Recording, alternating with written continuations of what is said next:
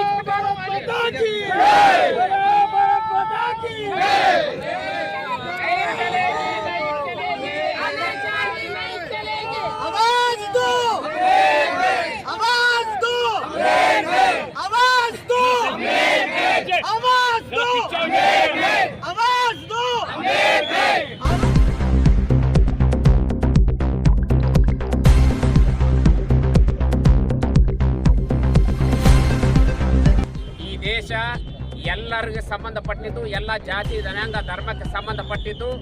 ಈ ದೇಶದಲ್ಲಿ ಈ ರೀತಿ ಆಗುವಂತ ಘಟನೆ ಇಡೀ ದೇಶನೇ ಖಂಡಿಸ್ತಾ ಇದೆ, ಇಡೀ ಜಗತ್ತು ಕೂಡ ಖಂಡಿಸ್ತಾ ಇದೆ. ಈ ರೀತಿ ಕೂಡ ಏನು ಆಗಿದೆ, ಈ ರೀತಿ ಆಗಬಾರದಿತ್ತದು.